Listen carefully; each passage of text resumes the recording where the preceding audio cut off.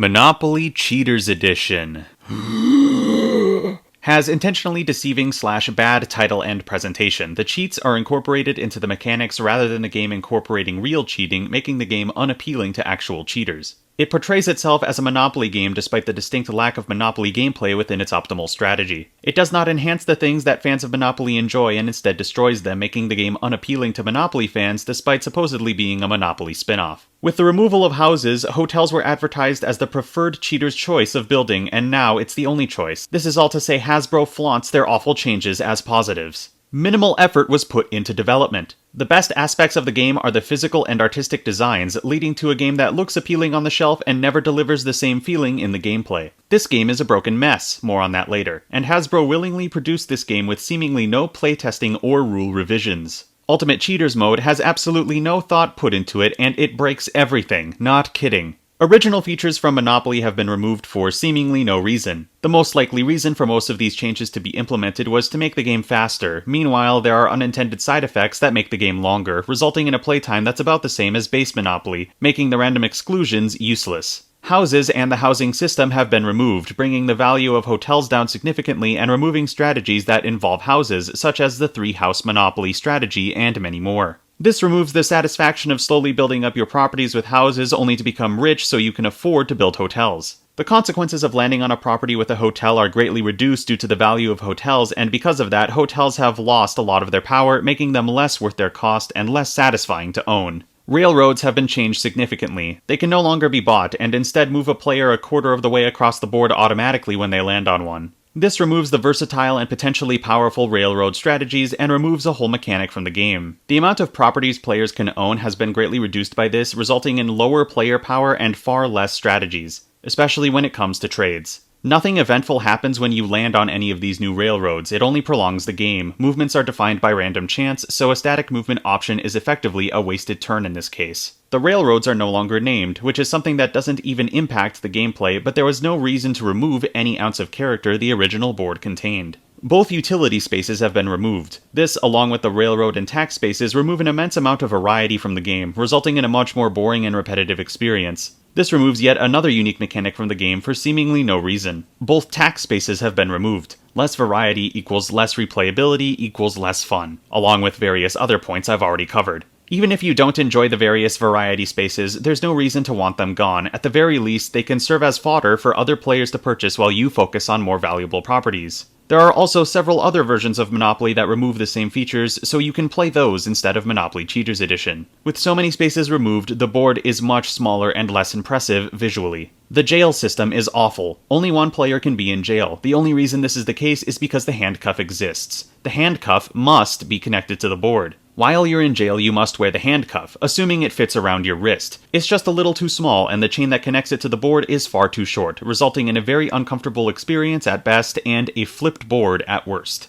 The handcuff is an unnecessary game component that increases the price of the game by at least $5. Various properties have had their values changed for seemingly no reason. Pennsylvania Avenue is now completely free, meaning if you land on it, you get the property. This makes pursuing the green monopoly even less worth it, as it will likely come down to luck who owns Pennsylvania. Multiple properties are simply cheaper than their counterparts, and this only prolongs the game and removes the balance of the risk-reward factor built into Monopoly's price system. One property has a hotel already placed on it before the game even begins, meaning no Monopoly is needed for that space to have a hotel. This is an issue in the early game because it would give whoever landed on that space an unfair advantage, considering the price of the property is normal. The mortgaging system has been removed, resulting in yet another crucial game mechanic being lost and several late-game strategies destroyed. The cheat system is terribly designed. Because you must boast your cheat once you've successfully completed one, the energy in the room is a net negative. Players are rewarded if they successfully cheat, rather than the reward being whatever it is you gained from cheating. On top of this, the rewards for successfully cheating are far too powerful within the context of MCE. There is nothing in place to prevent cheats from being done while players step away from the board. There is no official game pause rule. This is one of the most exploitable aspects of the game. Taking your things with you if you don't want them stolen is a flawed strategy that can't be expected of players. This strategy puts every other player at an unfair disadvantage, considering you can't be stolen from while you're away. This also has the potential to be unsanitary or ruin game components. This entire strategy is far from intended by the developers. Getting up and doing stuff while it's your turn does not save you from getting stolen from either, because you can cheat when it isn't your turn. You'd still be left with no information upon your return. There is no clause in the rules that addresses accidental cheating, despite many of the cheats being totally possible to perform on accident, resulting in unfair accusations and punishments. There are several cheats that are not specific enough with their activation, resulting in confusion and, more often than not, unfair accusations. There is no limit to the amount of cheats you can do in a single turn. This is broken for obvious reasons. Because cheats normally get replaced once they're used, and there's only 15 cheats, it won't be long before that same cheat appears again, resulting in potential cheat spam. If you are caught cheating, or if you falsely accuse someone of cheating, there is a punishment for you built into the game. While there is nothing wrong with this idea, in MCE it can easily be exploited and manipulated by other players to unfairly punish you. Moving someone else's piece is a cheat that can easily be done by mistake, resulting in you getting called out and punished for something you didn't intend to do. The reward for calling someone out on this cheat is moving them to any space on the board. If you have any spaces of high value, this can bankrupt someone instantly. The punishment is far too severe for what could have been an accident. Removing a hotel from another player's property is a cheat that can easily be done on accident if you bump the board or roll the dice in a certain way, or, most likely, if you're wearing the handcuff, which is attached to the board. Players would have no way of knowing who took their hotel if they had to leave the table. The punishment is paying $100 and then going to jail, being forced to wear the handcuff where you are more likely to nudge the board again. Charging rent for someone else's property is a cheat that can easily be done on accident. The punishment is paying the property's face value to its owner, which is far too severe. If you succeed, you get the property for free. Far too powerful. Moving as many spaces as you want is another cheat which can be done by accident. If you get away with it, gain $200. Far too powerful. It's unrealistic to assume players are perfect and will never make a single mistake. Taking off the handcuff is a cheat that can be called out, and because some people can't fit into the handcuff or wear the handcuff comfortably, the game is objectively unfair for them. Players can farm your punishment for this cheat every turn in Ultimate Cheaters mode, and very frequently in normal mode, meaning you have to potentially pay $100 per turn simply because you weren't wearing or are unable to wear the handcuff. Taking $300 when you pass go instead of $200 is a cheat. Because this is one of the few bank-related money-stealing cheats, if players call you out for one of them, you can claim you performed the other, resulting in an accusation that can't be successfully pulled off, allowing you to gain potentially all of the money in the bank. If you steal any amount other than $300 and a player accuses you of cheating, the accusation fails. This is part of one of several infinite money exploits. Swapping a property you own with another player's or the bank's property is a cheat that can easily be pulled off while another player is away from the game, and there is nothing to counteract this. There's an insane amount of memorization that would need to be done to guess who stole what property from you, assuming players aren't hiding what they stole from the entire group, which they are definitely doing since there is no rule against it. Guessing incorrectly unfairly punishes you because there's no information to go off of with your guess. Successfully pulling off this cheat gives you a free hotel on your newly stolen property, which is far too great a reward. Charging a player more money than they owe for rent is a cheat which would force players to memorize all possible rent values in the game, assuming this cheat isn't completely nullified by asking to see the deed card whenever you're charged rent. More likely, this is punishing for new players. Stealing a deed card from another player or the bank is a cheat that can easily be done while another player is away from the table. It's also very easy to steal a property from the bank. The result for this cheat is yet another free hotel. Far too powerful. Giving another player less than what you owe for rent is a cheat that is rewarded with an additional $100, but this cheat will likely never be performed successfully in a standard game, making its inclusion meaningless. Drawing a chance card and doing anything you want instead of what the card actually says is a cheat that once again punishes new players for not memorizing every chance card in the game. This also has the potential to be completely nullified by asking to see the card in question.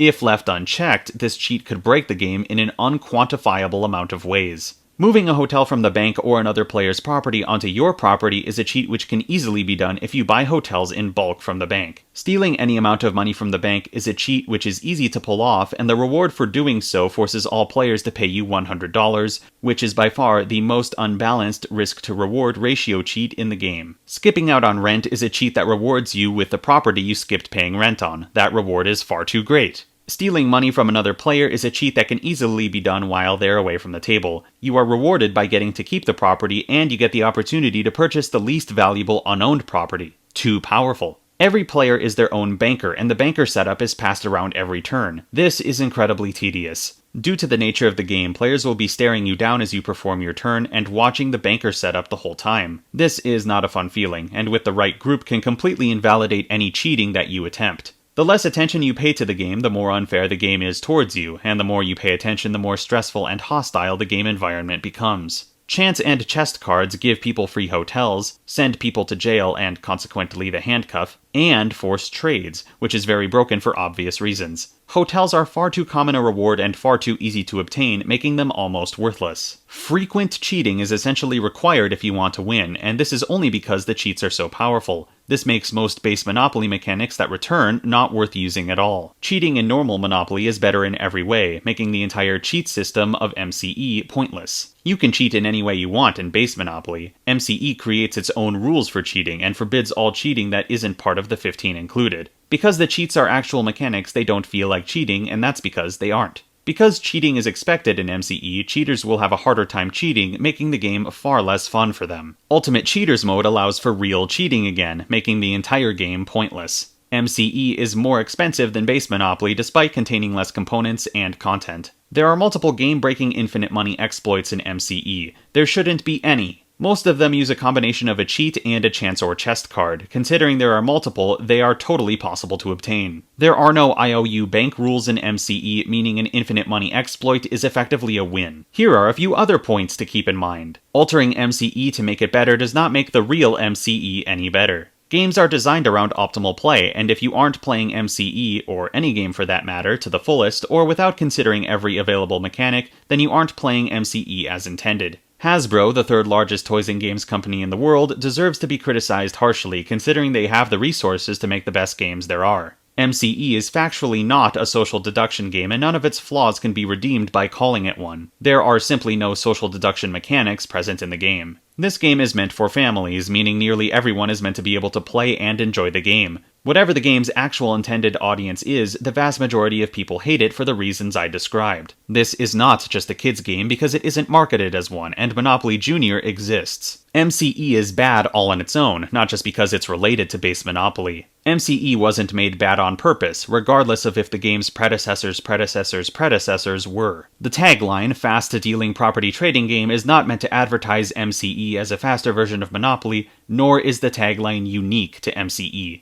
Base Monopoly takes both skill and strategy to play, while MCE leans a lot harder into the skill side of things. Regardless, both games require both strategy and skill, so this isn't a counterpoint towards either of them. Neither are completely brain-dead games. Monopoly Speed exists, so there is no reason to play MCE if you're looking for a faster Monopoly. If you're a cheater and you're encouraged to cheat, it's less fun to cheat. If this game used its unique mechanics to create a new game with no ties to Monopoly, a lot of its problems would disappear. Expecting players to hold back from using optimal strategies is unrealistic in most environments. The lines you'd have to draw to make this game balanced are too many and too great. Ideally, there shouldn't be any lines to draw. Comparing a spin-off game to its original counterpart is more than fair, especially if they share parts of their titles, and especially if you're reviewing and critiquing the game in question. If Hasbro didn't want this game compared to regular Monopoly, they wouldn't have made it into a Monopoly spin-off. Feel free to leave your absurd counterpoints in the comments. My willingness to die on this hill is immense.